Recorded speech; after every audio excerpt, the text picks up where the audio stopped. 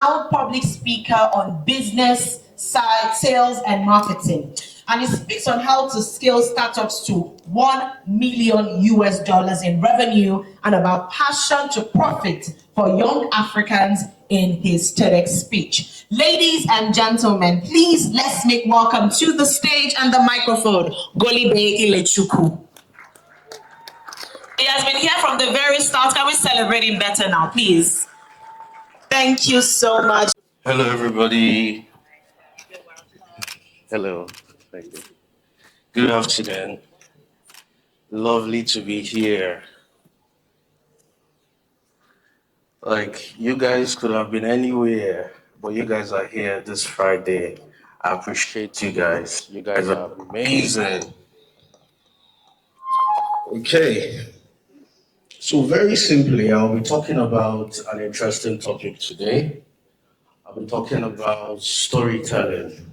I'll be talking about persuasion. I'll be talking about selling. Those three words. I've been able to help businesses from across the world make over $10 million in sales. And I did this using words.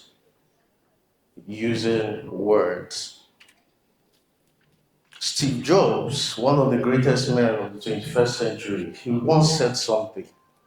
He said that the most powerful man on earth is the storyteller. Storytelling. How important is storytelling? If you check the highest grossing movies of all time, the top 10, you will find out that $20 billion was spent watching movies.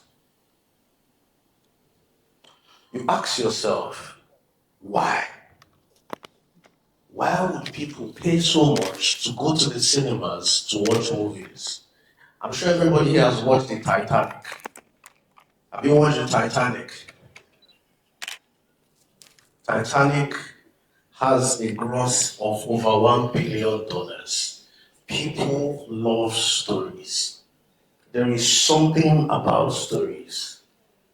If you want to be effective in business, if you want to make a lot of sales, if you want to be successful, you need to learn how to tell good stories. So, this thing about storytelling is something ingrained in us right from when we were young. In fact, our ancestors, they never wrote down history. We passed down knowledge from one generation to another through storytelling. Everybody here knows about the story of the tortoise and the hare, right? The tortoise and the rabbit. These are stories that have been passed down for generations to generations. So why are stories important? The first thing you need to understand is this. If someone is spending their money somewhere, it means that that thing is important. It's just like you have a girl named Ngozi, and you're telling the girl, Ngozi, I love you. She will say, spend money on me. Show me that you care. You spend money on things you value. Am I correct? And this is Ngozi's belief, and Ngozi is right. So if you see people spending so much money watching movies, then you understand that stories are important because these movies are simply stories. These movies are simply stories. So the way I was able to sell millions of dollars in sales, travel the world helping companies. This year I visited 7 countries alone this year. The way I've been able to do that is through the power of storytelling, understanding how to tell stories through business, how to share ideas, because you don't just, sell products, you sell ideas, you sell services, you sell products. And the most effective way of selling is selling like you are not selling. The most effective way of selling is selling like you're not selling. And this is where storytelling comes in. Are we together? So let me ask you a simple question. Who here has ever cried after watching a movie? I see some cry movies. Okay, who here has been angry with a character after watching a movie? You watch Money Heist and you are pissed. Arturo. There are some movies you watch, you are angry. Meanwhile, they acted it. It is fake. It is just a character on TV. Why were you so angry? Or why were you crying? It is because of what? Emotions. The storytelling.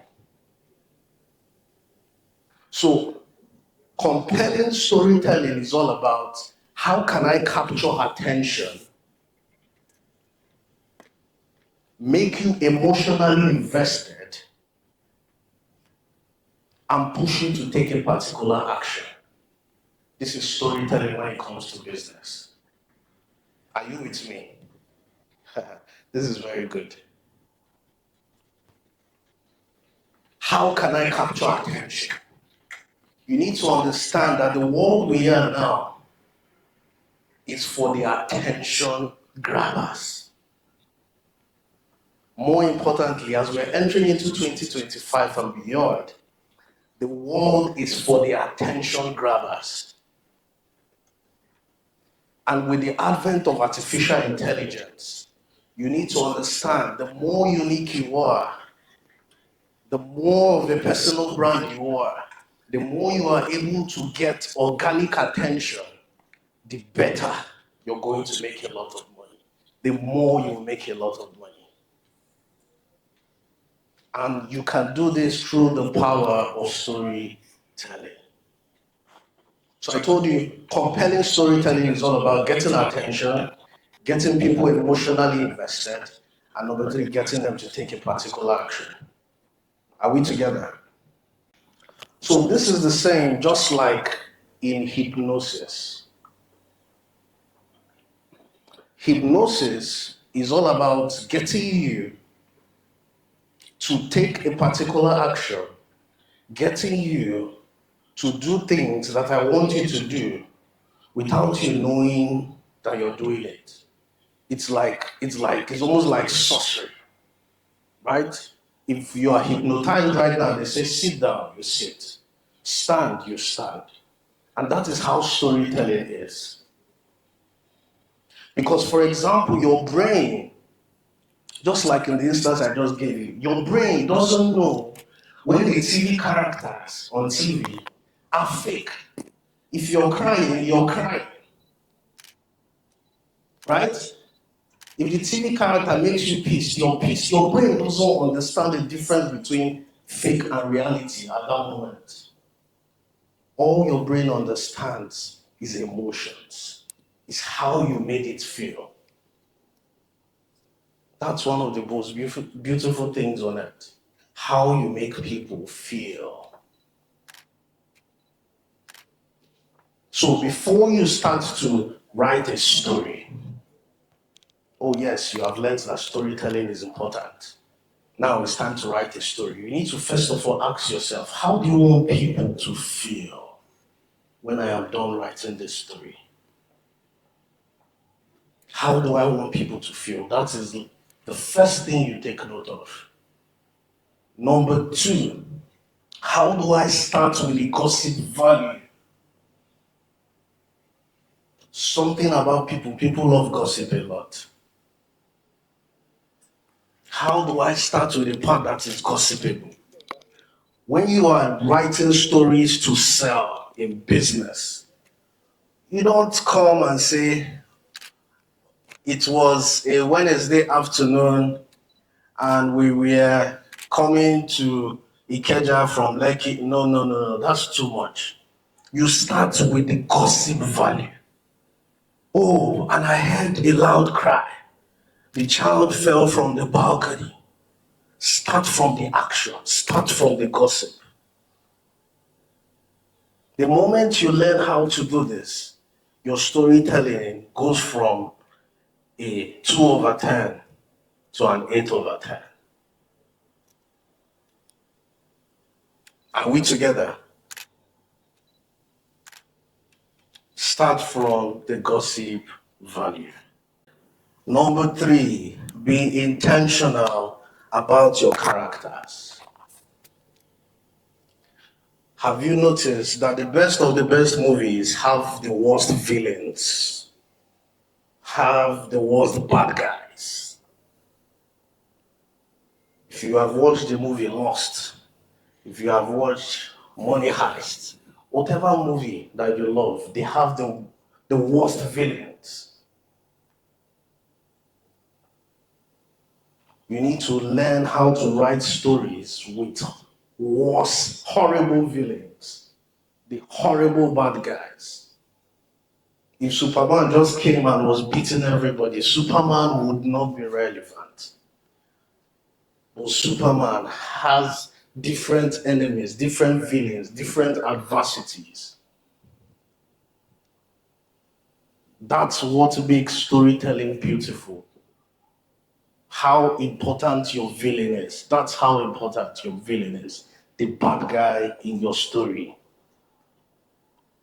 Number 2, make sure the characters you create have weaknesses. Nobody is perfect. If you're telling a story and you're making yourself perfect, you are wrong. Even Superman has kryptonite, which is his weakness. Learn to build characters of your story that have weaknesses. The last one is you need to learn to be unpredictable in your storytelling.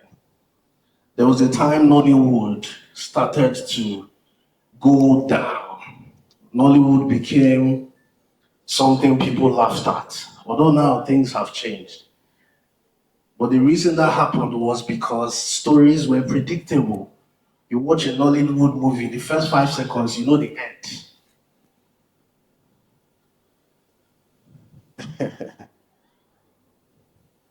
Right? So you need to learn how to be unpredictable when it comes to storytelling. Now understand that storytelling is not just about business. Like I said, it is intertwined with your life. A good storyteller will be effective in anything he does, anything she does. Take, for instance, Barack Obama. Barack Obama, we would say, is one of the greatest black men alive today. Am I correct?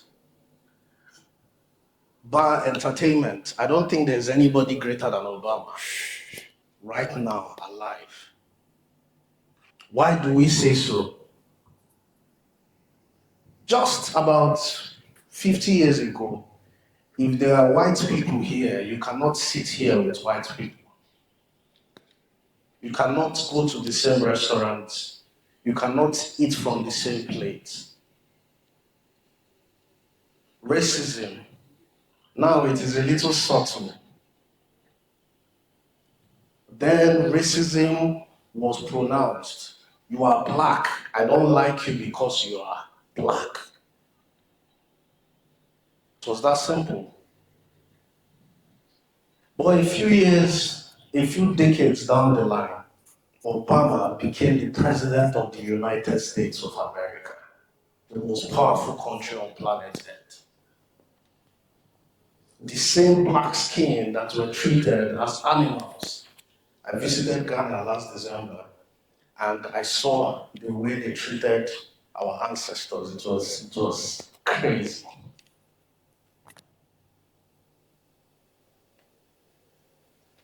You see the way that black people were segregated. And now we had a black man as president of the greatest nation in the world for 8 good years. It took a lot to get there. It took powerful storytelling. Powerful storytelling. I would like to play a video for you.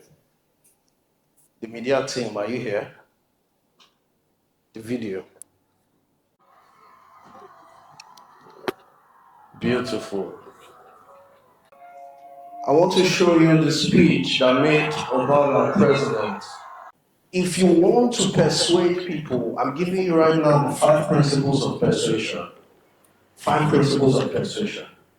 If you want to persuade people, if you want to influence people to take decisions, to take action, you need to know these 5 principles of persuasion and influence.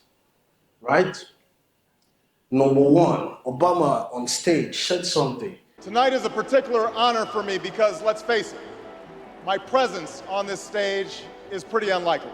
He said, let's face it, my presence here is highly unlikely. It was absurd to see a black man coming out to be the president. And that is the number 1 principle of persuasion and influence, which is confirming an already existing belief or suspicion. If you want to influence people to take a particular decision, you need to learn how to confirm their biases. You need to learn how to confirm their beliefs. Number 2, you need to learn how to take the blame off their shoulders. It is not your fault.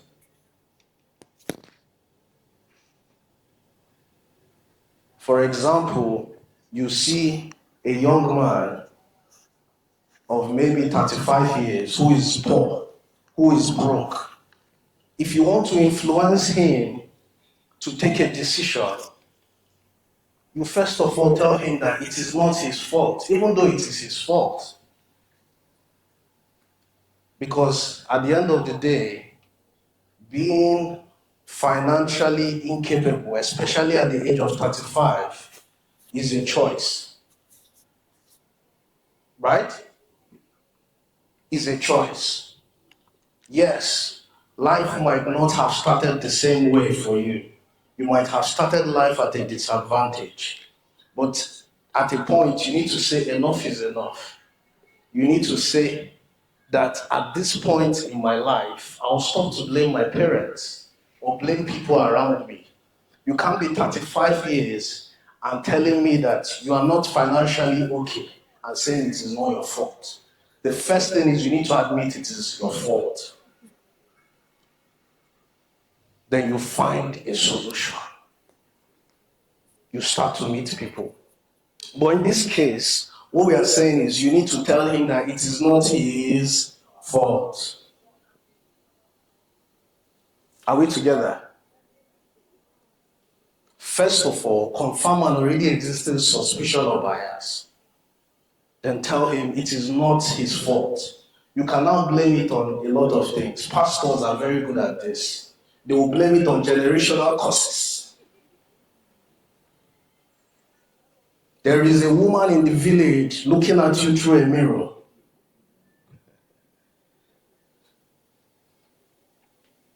Right?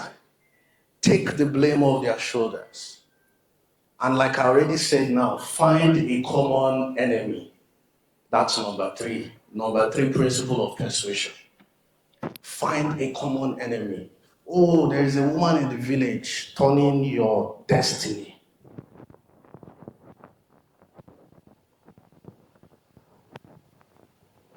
You will see maybe, let me use an example, an American guy who is horribly obese, very fat.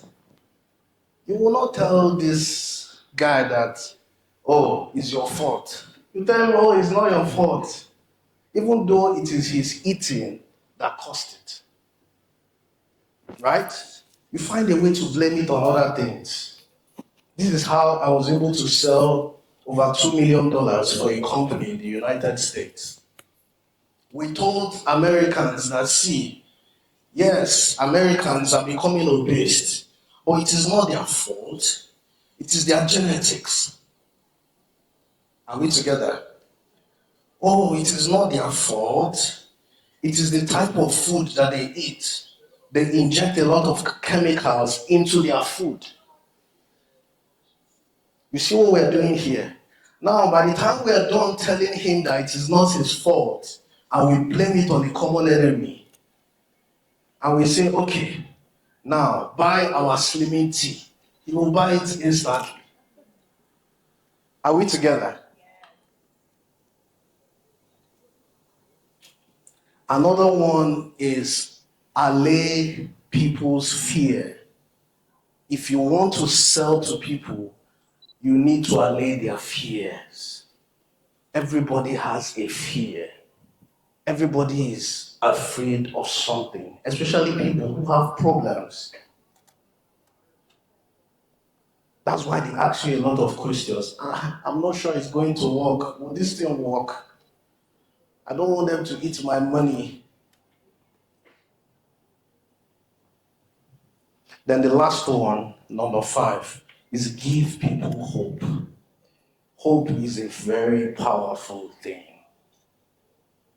Look at what happened to us in this country.